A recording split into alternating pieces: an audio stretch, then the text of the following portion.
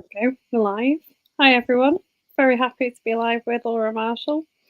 So if you're not tempted to watch football, hopefully we'll provide some other distraction. Do you want to start us off, Laura, with a introduction to yourself and your books?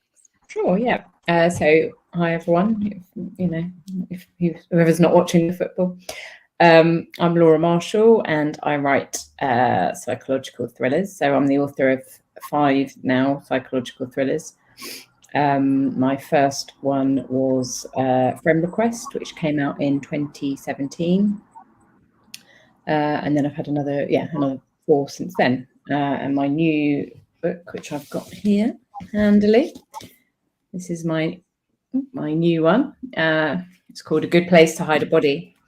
And it's kind of not a massive departure for me. It's still a thriller, but it's sort of a little bit of a departure in terms of that it's kind of darkly comic. So it's not what you'd call a cozy crime, but it has got some kind of dark humor in it. But it's still also a kind of, hopefully, a sort of page-turning thriller as well.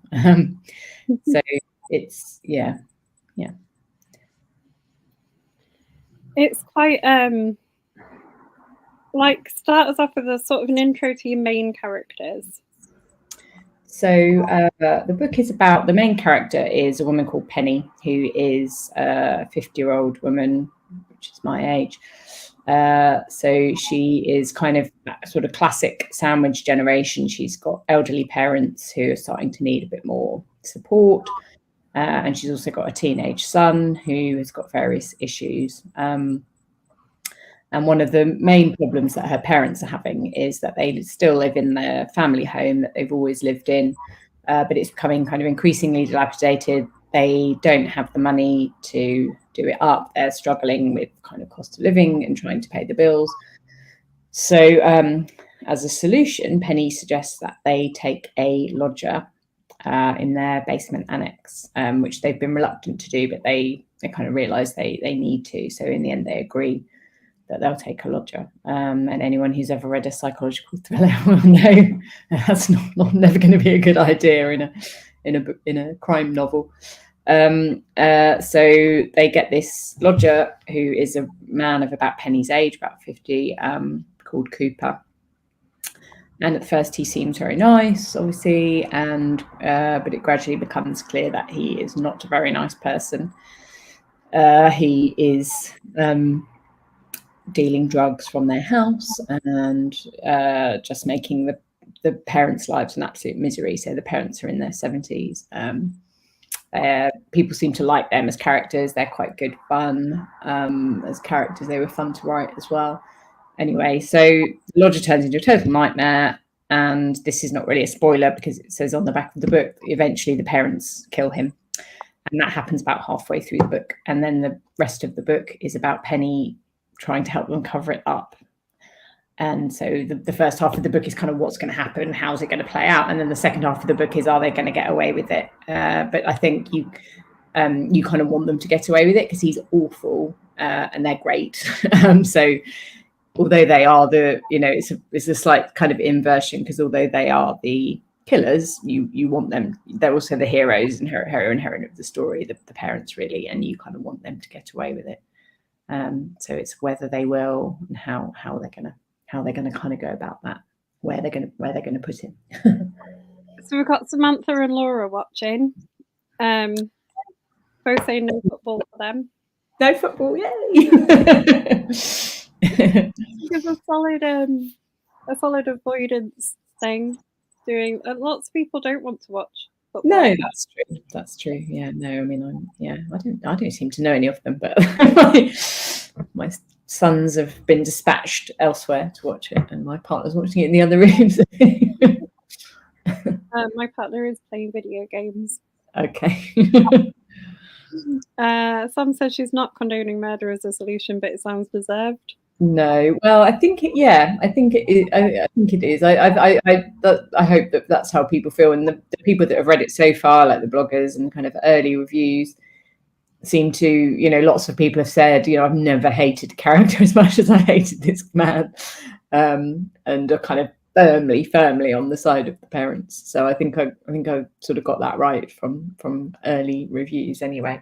I'm that's what firmly on team parents, to be yeah. fair. Oh, thanks. Right. Yeah, that's what And I was. the mum in particular is she's an absolute legend, isn't she? Yeah. She's and like. Yeah, everyone. Yeah, I've had so much brilliant feedback on her. She was probably the best feedback I've ever had on any character in any of my books. Actually, it's been on. I don't think I've ever had such a positive reaction to a character, which is really nice. My mum was a bit worried when she read it because she thought it was going to be based on her, which it wasn't really. I did take a few elements of my parents. There was a few things she recognised when she read it, and she was like, but. Yeah, like my parents did go on an anti-Trump march when they were like 80 in London, so they have got slight elements of the parents in the book, but no, it's not fully based on them. Yeah, I think there's probably a lot that a lot of people will recognise in there. Like you said, there's like a lot of people who now have got older parents who, maybe are still living in their family home. Yeah. Like, these are like all things that, in a crime book, like a lot of crimes are often quite, and not fantastical, but you can't sort of associate with, can you? Whereas this one sort of is like quite close to home for a lot of people. Sorry, I missed that. What was that?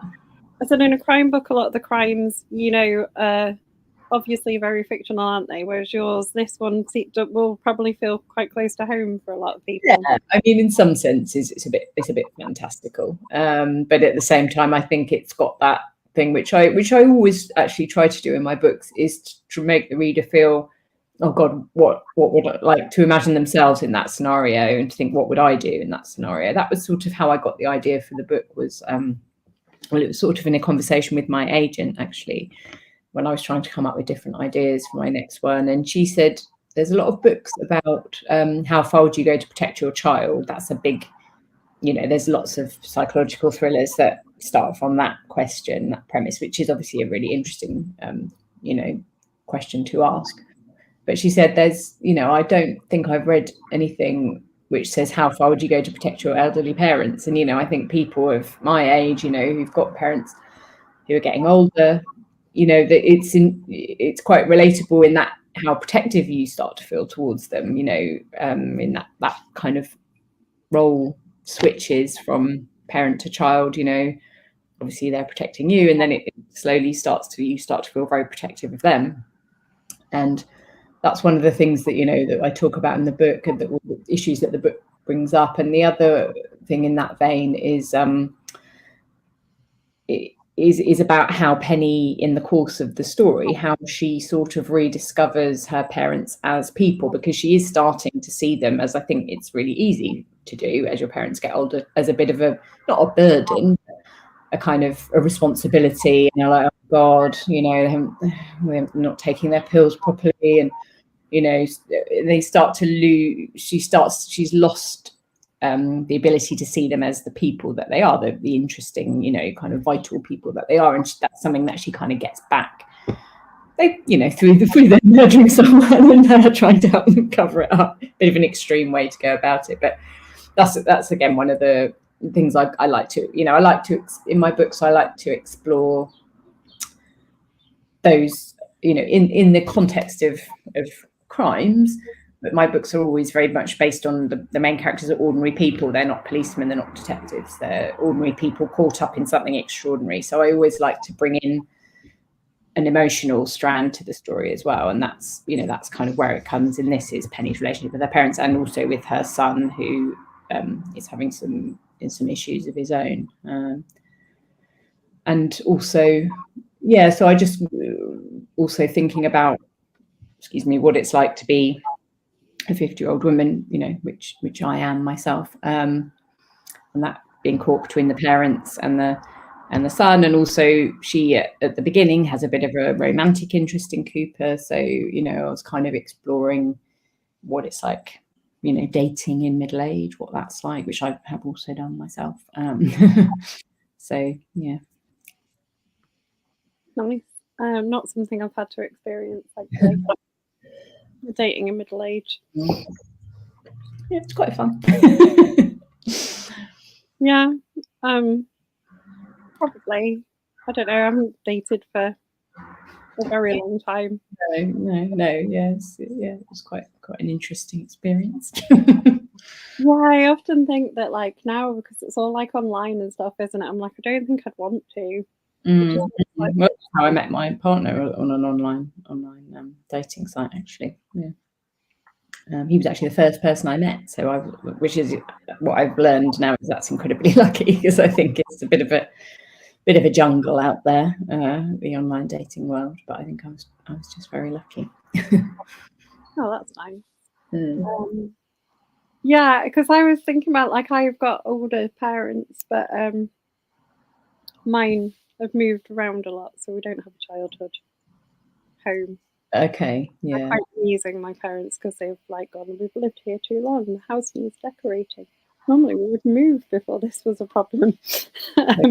Yeah, my parents did live in the house that I grew up in until about what was it, about 10 years ago? No, 8 years ago or something. I mean, they did, but yeah. So I I did have the house, not the house itself, the geography of it, but the emotional idea of that childhood home and that house, I guess, did come from my own experience, actually. I quite like how the parents sort of play on being old as well at times, don't they? So Yeah. they lean into the like being elderly.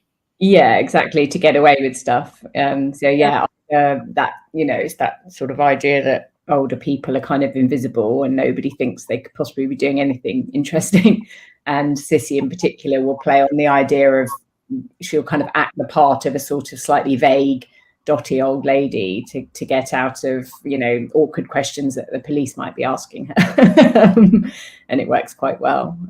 So yeah, again, kind of playing with that idea of the way we see older people and the way we forget that they're still the same people, but they're still, people that they've always been. Well, Laura says her mum has been in the family home since she was a small child. She's only moved bedrooms. What? And since she herself was a small child, so she's lived all her life in that. Wow. Yeah, I don't. None of my parents don't. We've never done that.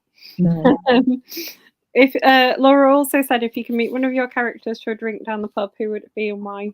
I think Sissy, definitely. Yeah, so that's the mum in this story. Yeah, I think she'd be great fun to have a drink with, definitely. I'm going to be honest, she'd be high on my list of people to go with as well. Great, like absolutely fantastic, isn't she? Yeah. Well, I mean, do you have police as kind of characters in the book, don't you? Like they do crop up. The police? Yeah. I mean, I try to keep them to a minimum, to be honest, because obviously, if you're going to have the police in a book, you have to research and you have to get it more or less right.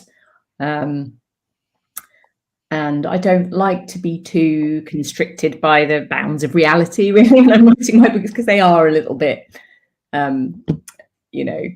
you have to suspend your disbelief a little bit, I think, with the kind of books that I write, which is fine. I don't mind that.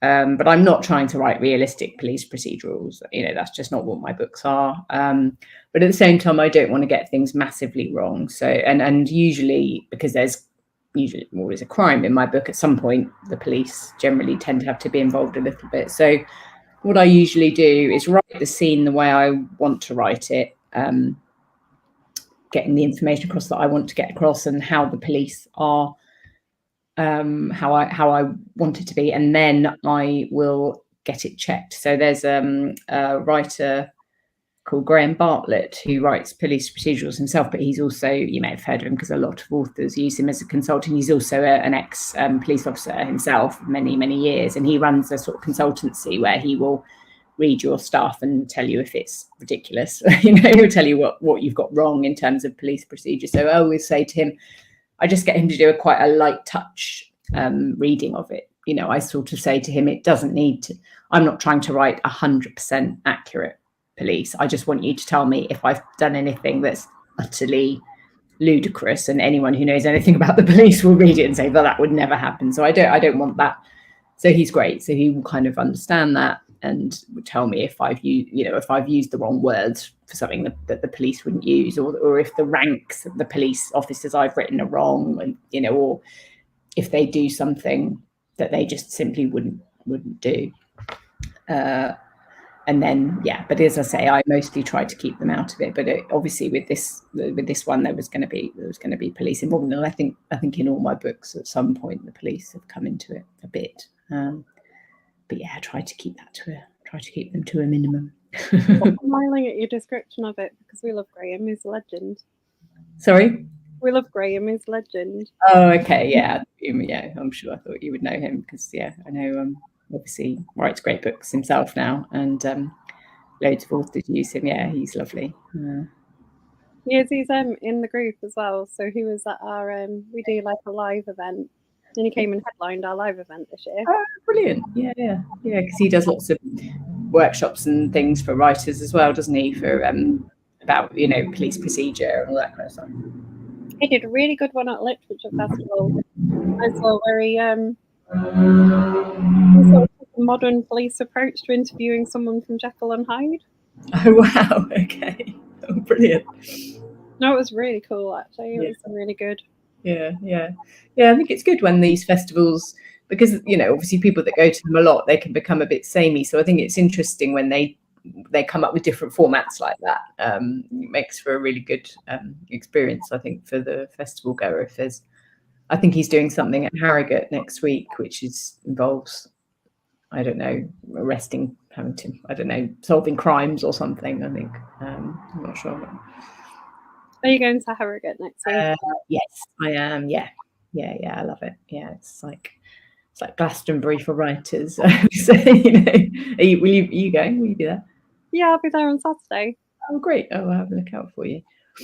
I'm going for the whole time, so it's always a real fun few days. Just really nice to catch up with people, and like my editor will be there, and I'm not speaking on a panel. I'm just going as a punter, but just catch up with writing friends and meet readers, and it's such a friendly festival.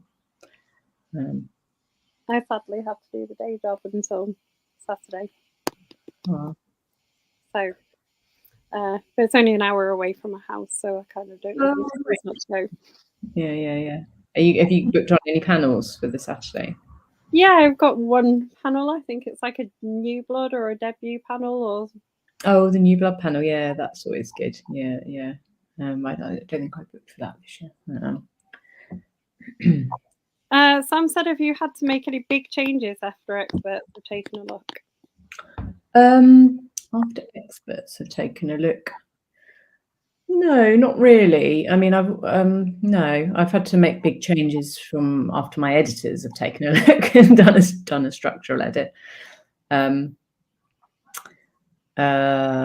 no, I think the only experts I've ever really consulted have been obviously Graham for the police stuff, and that's generally been, he's usually got a few things to tell me, but none of them have been anything too dramatic.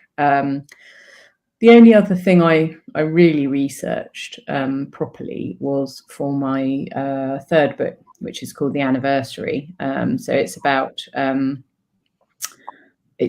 a young woman who has just moved back to her hometown. She's had a baby. She's just moved back to her hometown. She's about 30, I think, late 20s. And as a toddler, in her hometown, when she was a toddler, there was a mass shooting, and her father was the last person to be killed, and she was there at the time, and she was kind of in the news as this sort of tragic toddler a lot at the time. And then she's moved back to her hometown, and it's a 25-year anniversary of the shooting. So there's some memorial events and things going on, and someone's writing an article for the paper, and then it all starts to get churned up, and it begins to become apparent that what everybody thought happened that day was not the full story, sort of thing. Anyway, her mother has got dementia in the story. So her mother kind of knows more about what happened that day than the main character realizes. But obviously she is struggling with her memory because she's got dementia. So anyway, so because there was this dementia story, and that was something that I really didn't want to get wrong. So I did lots of research for that, which I don't normally do. Normally I just make stuff up if it doesn't matter. But I thought, well, there'll be lots of people reading the book that will have personal experience of relatives with dementia, and I knew it was very important to get that right. So I did do lots of reading and spoke to people, and I also got a friend of mine who had co-written a book with Wendy. Oh gosh, and I've forgotten her name, but who'd written a book about living with dementia, and my friend had co-written it with her. So so I got her to read all the things and tell me if I'd got anything wrong. So that's probably the thing I've most researched. But again, there was a few things that came up that weren't quite right, but it was nothing major. So the more major changes I've had to do have just been from my editors really. How much fun, because you said people really dislike Cooper in this. But he is eminently dislikable, isn't he? Awful. But how much fun did you kind of have making up all the things that he does? Because he's like underhand, isn't he? Yeah, it was quite fun. It is fun writing awful characters. My parents before they moved from their old house had some issues with their neighbour, and I actually ended up feeling quite murderous towards him. So I kind of poured all of that hatred into Cooper and all the revenge. So that did have a personal element to it too. So yeah, it was quite fun. It was quite fun. Yeah. That's really interesting, because we have asked people before if there's anything, like anyone they've ever put in a book that they sort of a bit real. Yeah, that was definitely a little bit of that. Yeah. I think it's the downside of Neighbours, isn't it? You're always going to have the odd one that's a bit irritating. Yeah. I mean, I've had over the years living in various different places. Yeah. Luckily, where I am now, all the neighbours are very nice, actually. But you'd be surprised. When my parents lived, their neighbours are really nice as well. Mm-hmm. That's the thing of people being a bit older, isn't it? Sometimes people will look out for them. You've got quite a meddling neighbour in the book, haven't you? Who sort of comes in. Oh yeah, the next door neighbours, yeah, who are good-hearted people, but yeah, slightly nosy, which it's always been fine, I think, up to the point where Sissy and Heath have murdered someone and are trying to dispose of the body, and suddenly they pop up. That was quite a good fun scene to write. So there's a scene where Penny and her dad are trying to get rid of the body out of the garden and put it in the car to take it somewhere, and they kind of get him in a wheelchair, and then the next door neighbours pop out and say, oh, and so they have to pretend that it's Penny's mum, and they've put like clothes over him and put a COVID mask over his face. It's ridiculous as I say it, like, oh god, but that's quite good fun to write. So there are some, it's funny because I think it's quite funny, a funny book, and it is, but lots of people who have read it, like my mum actually said that she thinks it's the darkest book I've ever written by far, and she's read all my books. So I think it is humorous, but it is also quite dark. I wonder if it's how close you are to things though, because it is humorous, but maybe if you're reading it as an older person, who might end up in that situation, it might feel really dark. Yeah. And I think probably because obviously my mum had the experience with the neighbour, she did mention that, and I was like, yeah, that's who it is. That's basically I killed him for you in a book. So yeah. What's reception been like to the book? Because it's been out for a few days now, hasn't it? Yeah, it came out the 4th, so just over. Yeah, it's been out for a while. Yeah, brilliant so far. Really good. Yeah. So yeah, lots of bloggers have had it and it's had a blog tour. Yeah, and lots of reviews online.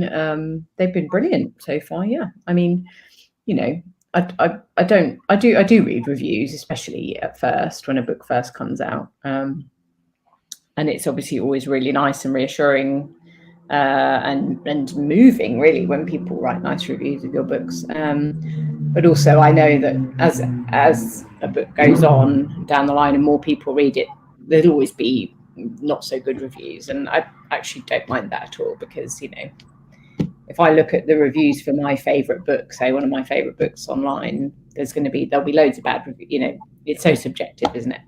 And I actually don't mind that at all. But so far, yeah, brilliant, really good. So that's nice.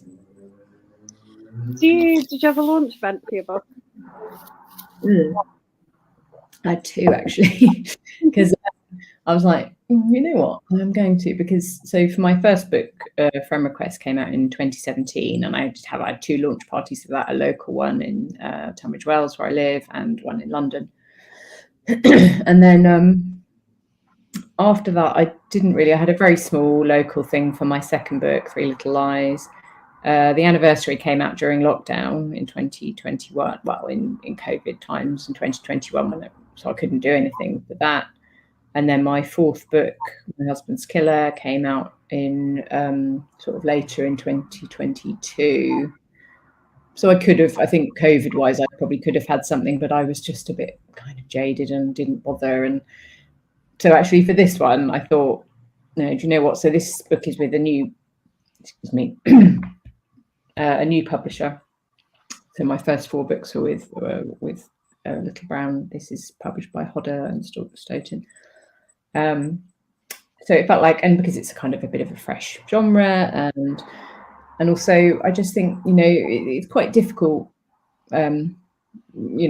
writing and being published, and can be quite an up and down journey. So I think it's quite important to celebrate the good things, just to celebrate the fact that I'd written a book and someone wanted to publish it, and felt like something, and because I hadn't done that for the last few books. So they were just so I had one in Tunbridge Wells in Waterstones, just with all like local friends and family, and then I did one in London in Goldsborough Books. Again, I was just for friends, and more sort of writer friends came to that one, and my publishers came, and yeah, it was really nice, just a really nice celebration. It's kind of like, well, whatever happens with the book, it's something to celebrate. Sam said she often wonders if truly terrible people would recognise themselves in the book, or if they're too delusional. Oh well, I mean, I don't think the sort of neighbour would ever even know who I was. I doubt. So I don't think he recognised himself. As I said, my mum was a bit worried that the parents were going to be based on her and my dad, but they weren't really. She did recognise a few little bits and bobs. But yeah, I mean, generally, I don't base my characters on real people. I don't think I've ever written a character who is very specifically based on a real person. You always take bits and bobs. Obviously, you're always going to use your own experience, and you put bits from different people that you know. But I've never really written a character who is fully based on someone in real life. So I think. I don't think anyone would really recognise themselves. You said this book's different to what you've written before, slightly, but how have they always been standalones? What you've written, or? Yeah, they're all standalones. Yeah, I mean, I think with a series, if you write a series, you need obviously a character who is going to encounter lots of different crimes. Like, it's either going to be a police officer, a police person, or sometimes somebody will have a forensic be a forensic psychologist, or like the Ellie Griffiths novels, she's a sort of forensic archaeologist, I think, isn't she? Or an archaeologist, you know, it's got to be someone. Whereas the kind of books that I write tend to be just ordinary people who find themselves in these terrible situations, and I'm always asking the question of the reader, how would you feel if you were in this situation? What would you do? So I just think that the kind of stories I write don't really lend themselves to being a series. I wouldn't rule it out in the future,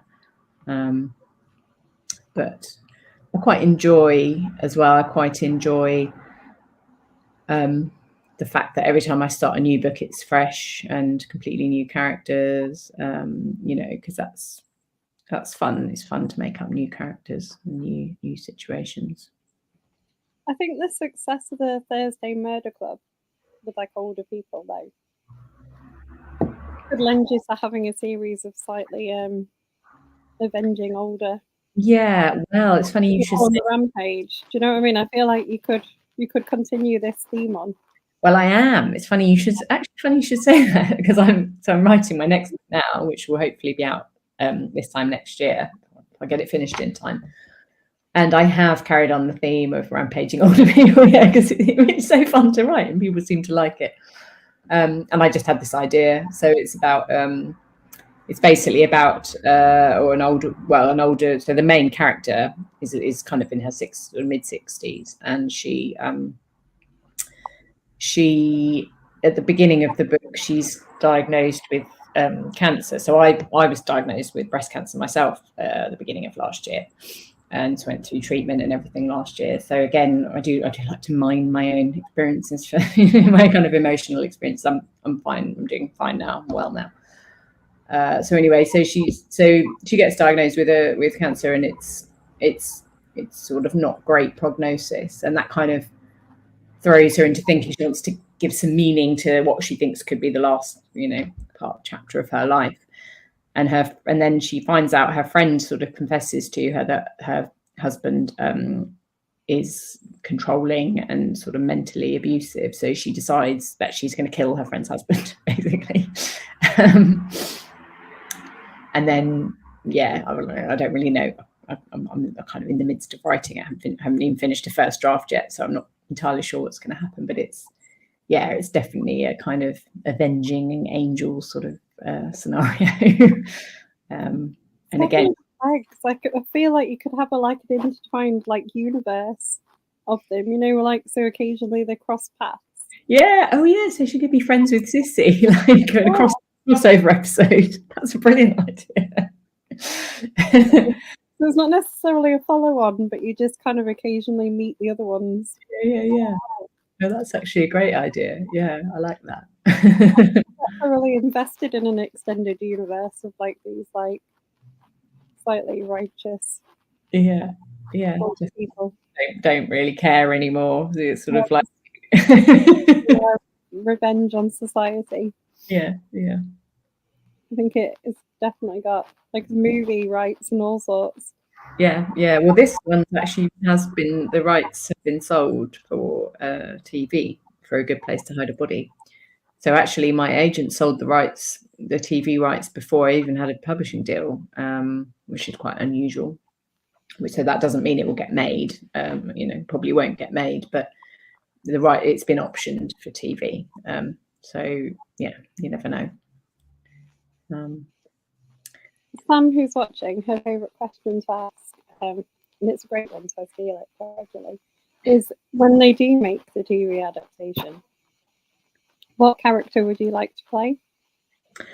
Oh, well, I think I'd have to play Penny, because she's the only one I'd be the right age for, really. Sissy would be the most fun character to play for an actress, I think.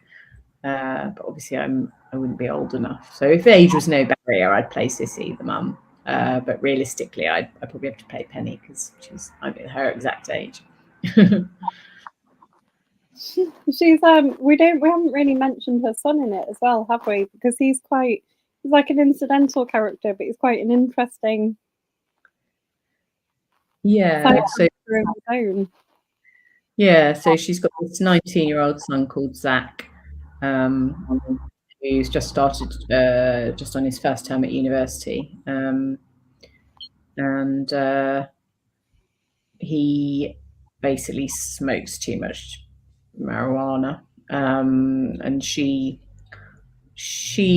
has got a sort of relationship with him where she's quite willing to make excuses for him, and so she and her ex-husband have split up a couple of years before, and he's a quite a funny sort of incidental character as well. He's having a bit of a midlife crisis, taken up cycling inevitably, and met someone else. Or he's left her for someone else, in fact. But he's not an unsympathetic character, I don't think. He's just quite funny. So she's quite willing to make excuses for the son when actually what he needs is somebody to be a bit firm with him. Really, he needs kind of help and support. But so it's that thing. I mean, I've got my children are a little bit younger. Mine are 17 and 15. But again, I kind of use my own experiences. I mean, the son in the book is not based on my sons at all, actually, but I do know what it's like to have teenage sons. So. You're not quite at the sending them off to uni yet, though. Not quite. No, my eldest has got one more year at school, so. There's I would imagine, quite a stressful thing dropping them off to live somewhere else. Yeah, I'm dreading it, actually. I mean, sort of. I think I'll miss him. He's not really a typical moody teen. He's he's very chatty, and he's like my pal in the house. I'll really miss him when he leaves home. My dad was kind of useful when I moved to university, because he was really good at maths. So if I got stuck at maths, I used to ring him up and be like, read him the equations. Oh, that's nice. Over the phone to get help. It was my secret homework weapon. Oh, I don't think I'd be no use at that.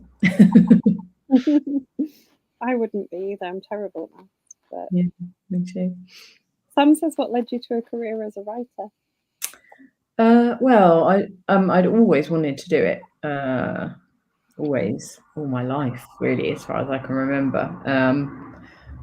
And I'd always written stories and started books and abandoned them, and I just didn't know how you got to be a writer. It just felt really unachievable and like something that, just a pipe dream that was not going to be ever really achievable for me. I didn't know how you would go about it. So I went into, my first book was published when I was 42 or something. So I'd gone into another career. I worked in events and conferences for 15, 20 years. And I had children as well.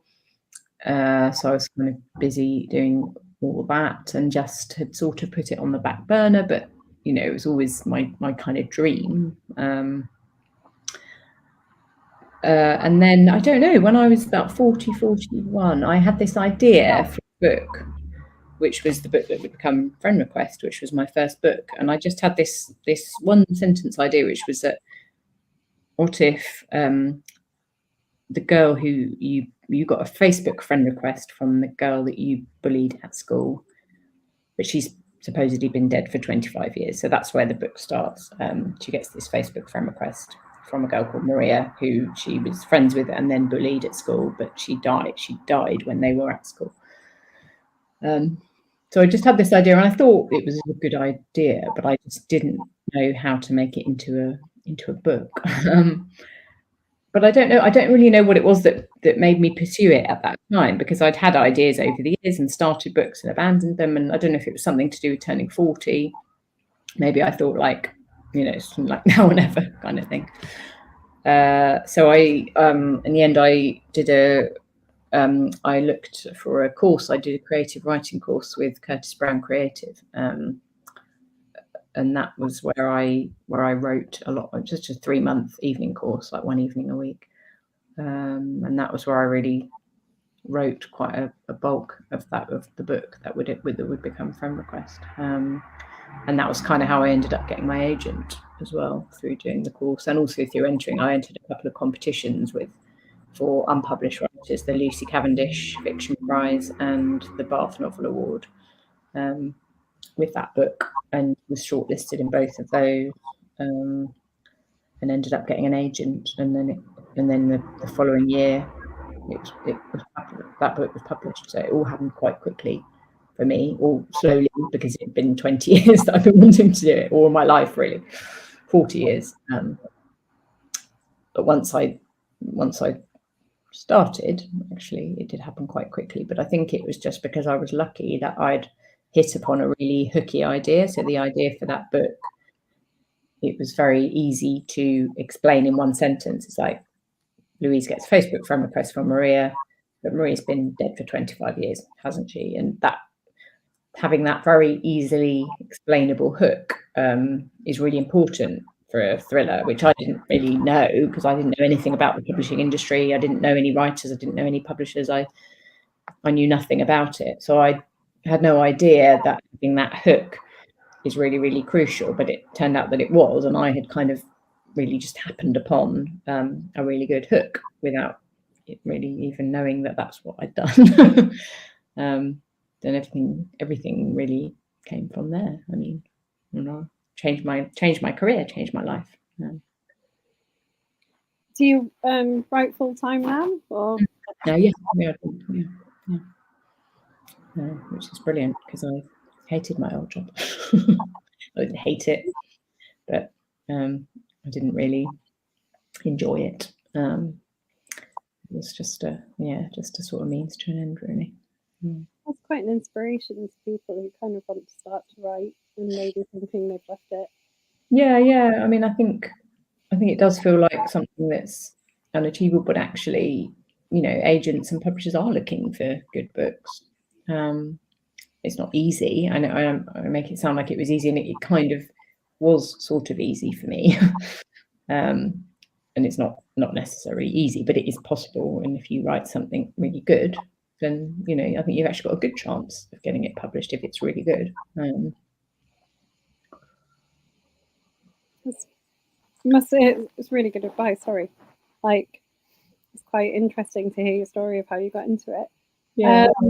Competitions were really important as well. So the Lucy Cavendish Fiction Prize and the Bath Novel, and there's other ones as well. There's the Cheshire Novel, the Caledonian Novels, lots of prizes for unpublished novelists, and they are really good because they're always usually judged by an agent. So the main judge will be an agent, and agents look to those prizes to sign new clients. They really do. So the Lucy Cavendish, the year I did it, there were 7 shortlistees, and that's literally anyone can enter. It's for unpublished. Well, not anyone. You have to be unpublished. And you could enter just 20,000 words or something. You didn't have to have the whole book. You didn't have to have the whole book finished, which I didn't at the time.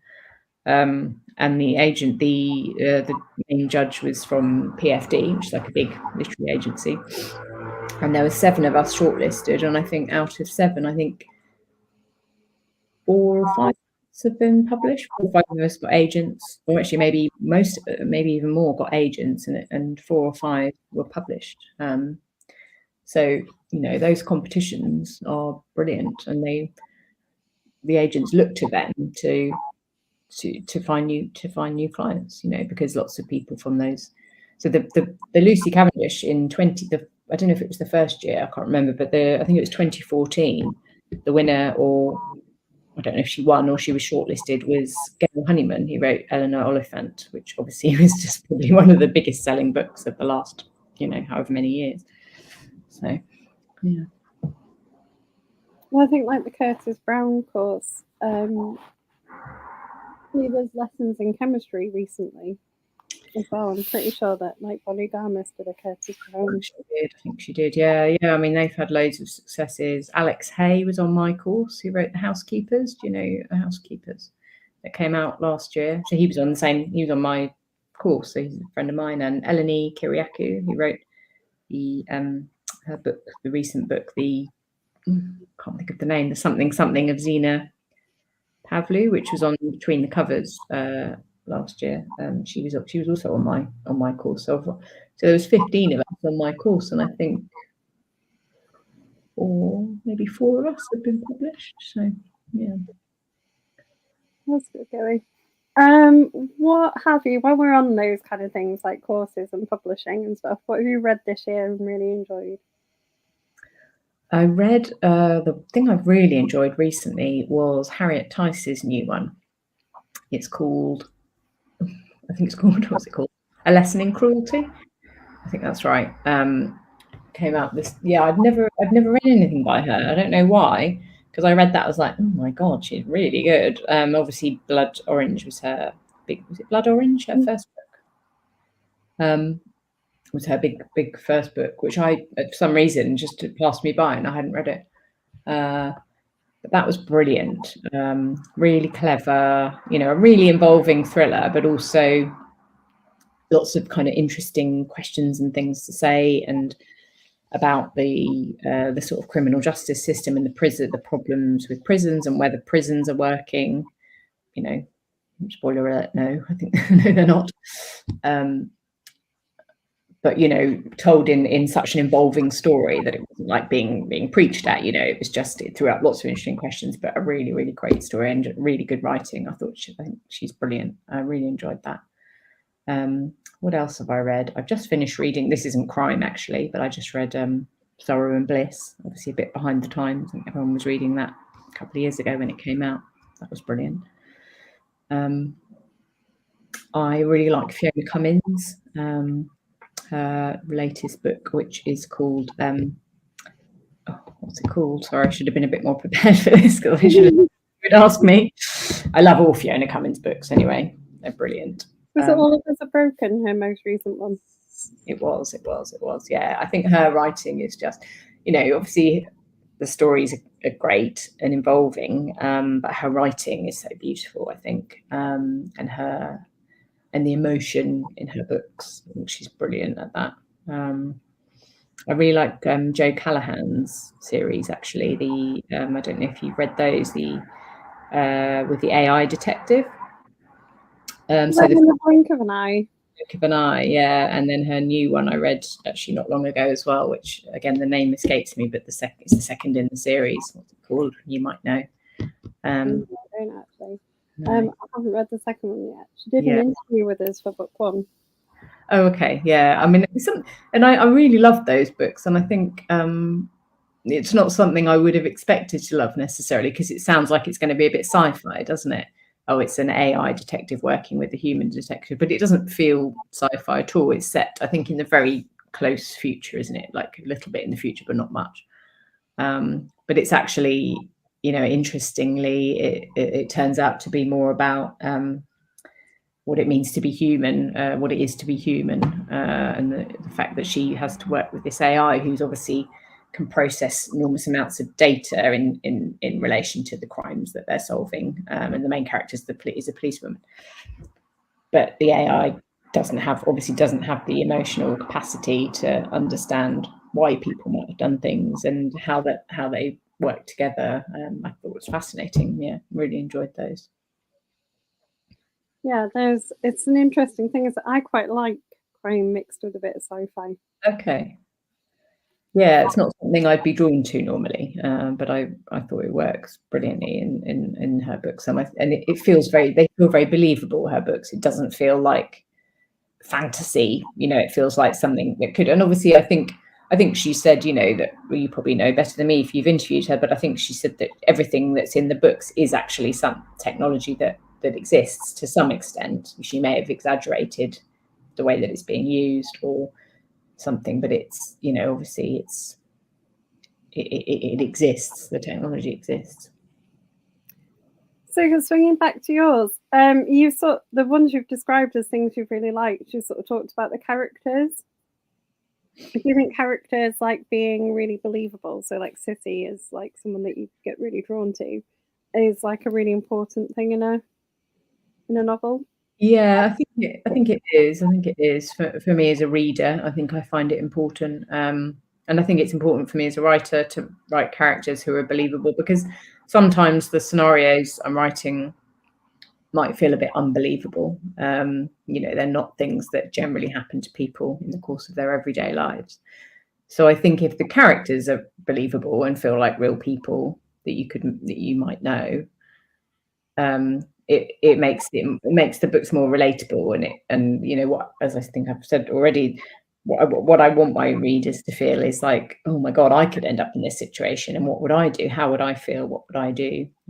So I think to engender that feeling in a reader, the characters have to be believable, not necessarily likable. There's obviously this big thing about likability, and I don't think characters have to be 100% likable, but I think they have to feel real and believable, and that's kind of what I'm aiming for when I write my characters.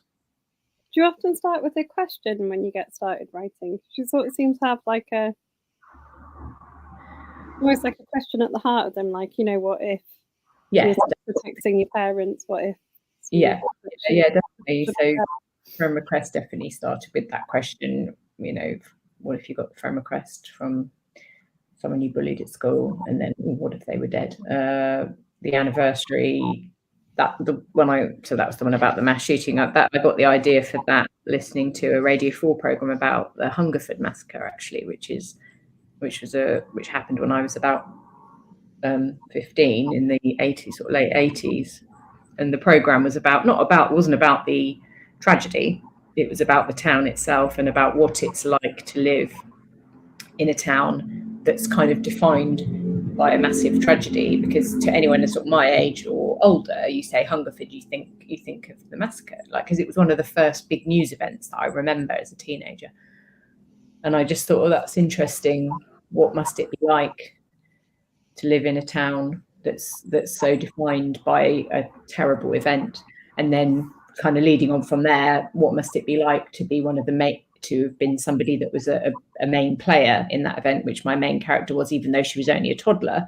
She was in all the papers, and her father was the last person to be killed. And so and I think with this one, as I said, it was more about, well, how far would you go to protect your parents, you know?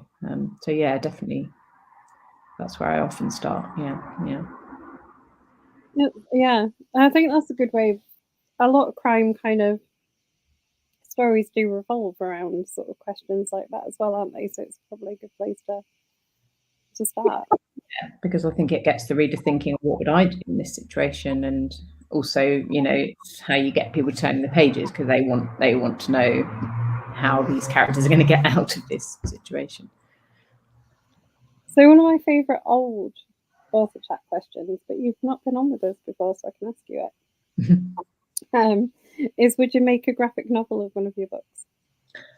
Oh, I don't think so, just because I don't think I'd make a very good job of it. I don't really read graphic novels, not in a like snooty way. I just haven't, like, I don't really know anything about them.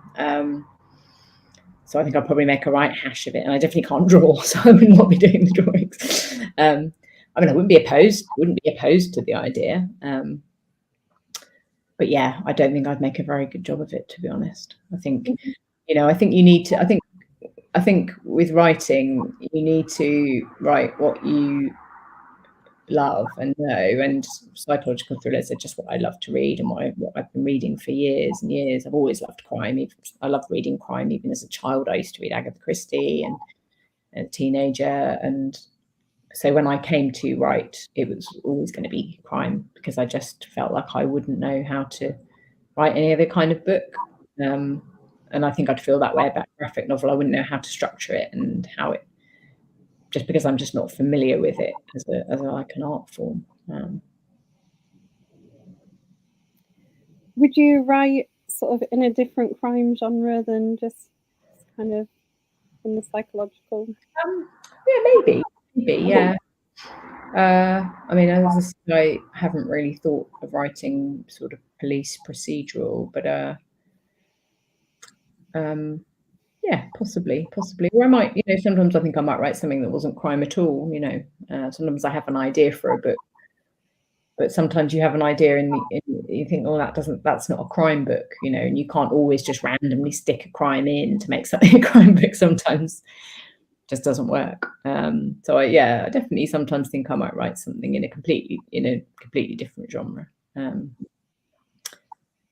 there another genre you'd be drawn to if you were going to do that?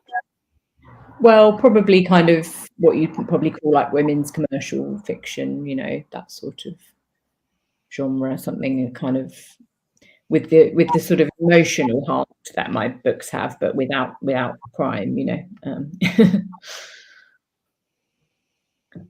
That would probably work quite well because you do seem to work like there's a lot of relationships being built and changed and developed over the course of the novel, isn't there? There's a lot of Yeah. So I think it would be something like that. If I did, I'll probably have to do it under a different name, I expect. I don't know.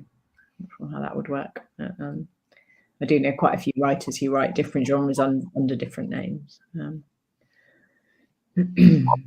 which is slightly frustrating if you're a reader like me who likes to read all sorts of genres and then has to try and work out what the author is under all the Yeah. Sometimes I forget, like with writers that I know that have got two different names, I can never remember which is their real name, what I'm supposed to call them, you know. But usually they don't mind answering to both, I find, so, or either. Yeah, you probably get used to it after a while.